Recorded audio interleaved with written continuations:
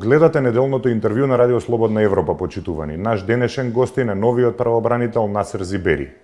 Господине Зибери, на ланските избори бевте кандидат на ДУИ за премиер. Премиер не станавте, но ве избраа за народен правобранител. Тоа ли беше цената за да учествувате во предизборната кампања на ДУИ?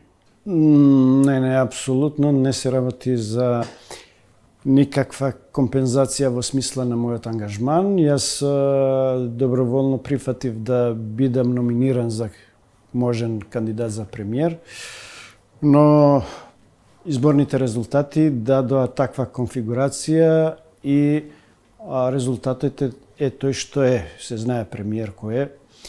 И јас на огласот објавен од страна на Собранието се пријавив да учествувам за можната позиција народен правобранител. Собранието ми избра и од формално правна гледна точка целата работа се заврши согласно прописите.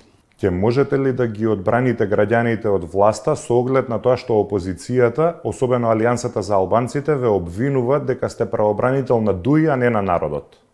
Не, законот, уставот и законот не познаваат таква институција.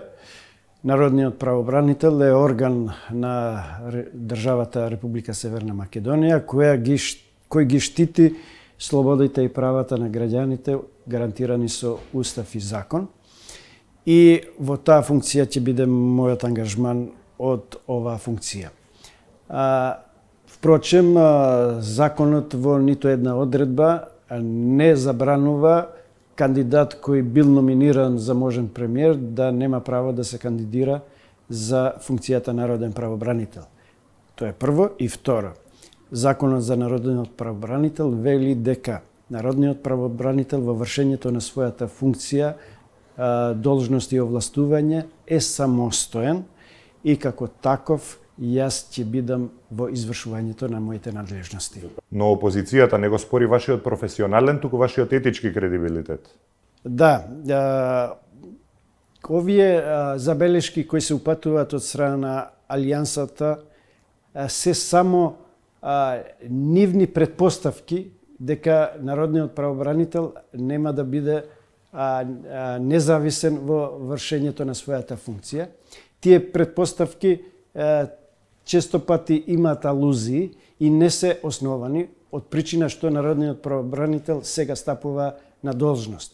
Треба да се даде простор и јас сум убеден дека со мојот ангажман ќе ги демантирам сите скептици и дека ќе ја оправдам довербата што ни ја даде и законодавната власт, но и даношните обврзници кои впрочем издвојуваат средства за да ние бидеме чувар на слободите и правата на граѓаните кога тие се доведени во прашање од страна на институциите кои постапуваат.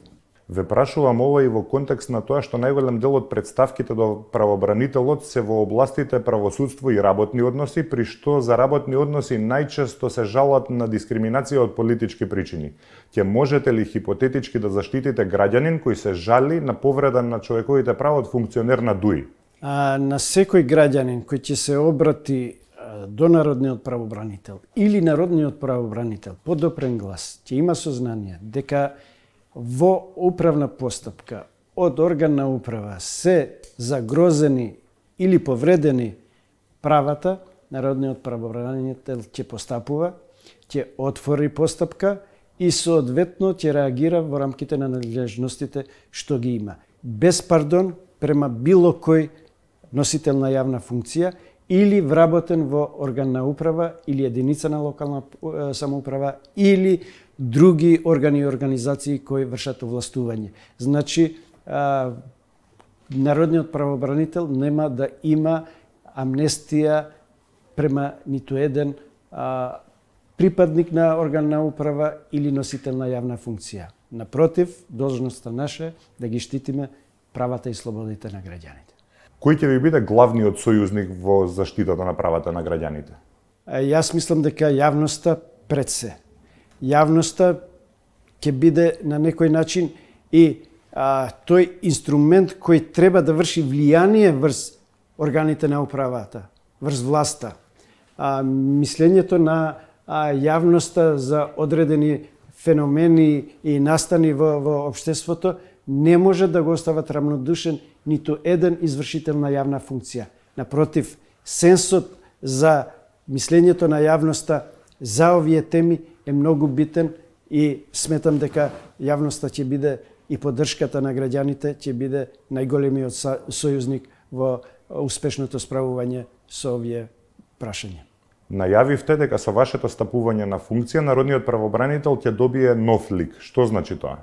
Не, јас имам моја визија како треба да изгледа овој орган, како да функционира ова институција народен правобранител и во таа смисла уште при првите мои настапи од денот на давањето свечена изјава ја информирав јавноста кои ќе бидат насоките кон кои ќе се движам.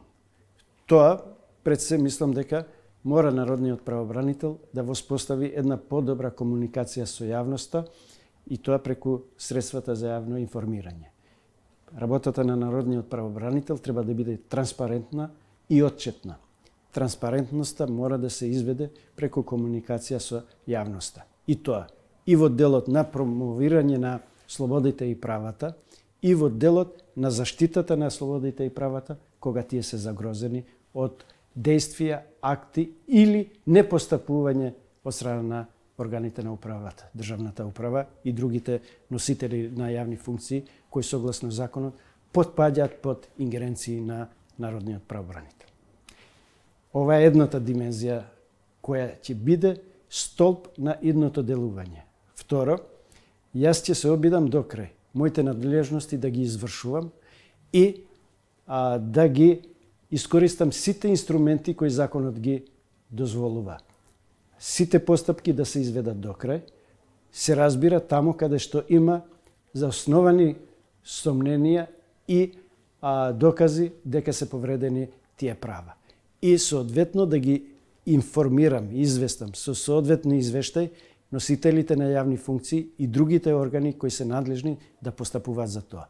Доколку и тоа не ги надмине проблемите, а тоа значи ако органите не постапуваат, тоа значи повреда на Законот за народниот правобранител, а повредата на Законот за народниот правобранител предизвикува правни санкции. Тука вклучувајќи ги прекршочните, но и кривичните. Прекршочните со казни, да се обратам до надлежниот суд за изрекување на такви мерки, но и кривични со пријави кон надлежните јавни обвинителства, кои понатака треба да ги проследат на права адреса. Случајот јавна соба ја тресе јавноста во изминативе денови. Се појави сведочење на девојка од Кавадарци, која што го пријавила случајот во полиција, но и рекле дека не може да постапат затоа што не е малолетна. Откако се створи притисок во јавноста, полицијата почна да постапува и уапси тројца луѓе. Има ли овде простор за постапување на народниот правобранител? Немам доволно информации околу овој случај. Народниот правобранител може да постапи доколку има поднесена преставка до него или подопрен глас. Доколку некој од засегнатите личности од овој настан се обрати до народниот правобранител, соодветно ќе реагираме и ќе ја известиме и јавноста. Но сакам тука моето лично видување за овој настан да го изнесам. Дека не постои доволна правна рамка, регулатива, пропис која ги уредува овие прашања. И од тука не случајно и Министерството за правда најави дека ќе следи можеби измена на кривичниот законник, каде што треба да се санкционира ова прашање.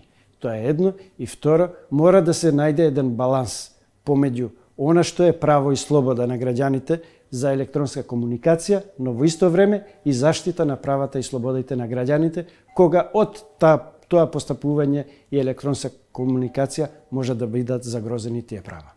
Токму во тој контекст власта најави дека во кривичниот закон ќе ги вметне и делата демнење и сексуално вознемирување. Ќе помогне ли ова во спречување на слични вакви случаи во иднина? Тоа значи ќе има санкција кон извршителите или прекршителите на тие норми кои ќе се воведат во кривичниот законник. Јас не сум упатен, а впрочем и во Министерството за правда, ова е само иницијална почетна размисла околу тоа да постои во кривичниот законник таква санкција. Сигурно тоа ќе се дискутира во владата, во собранието и последна темелна, предпоставувам, расправа, вклучувајќи ги и специјалистите, експертите од областа и од човековите права, народниот правобранител, но и од областа на дигитализација и електронска комуникација, да се најде соодветно решение. Господине Зибери, оваа година треба да се одржи попис и локални избори. Очекувате ли зголемен број представки за нарушување на правата на граѓаните во врска со овие настани? Очекувам дека граѓаните кои евентуално ќе сметат дека им се повредени правата, да се обратат до народниот правобранител. Ние ќе ги следиме будно овие настани и народниот правобранител има искуство од следење на избори поготово и навремено реагира. Што се однесува до пописот, тоа е процес кој трае најмалку 15 дена и граѓаните ќе имат време и простор доколку сметаат дека нивните законски права се повредени, народниот правобранител е адресата каде што може да се обратат. Ви благодарам на издвоеното време. Го огледавте неделното интервју на Радио Слободна Европа, почитувани. До гледање.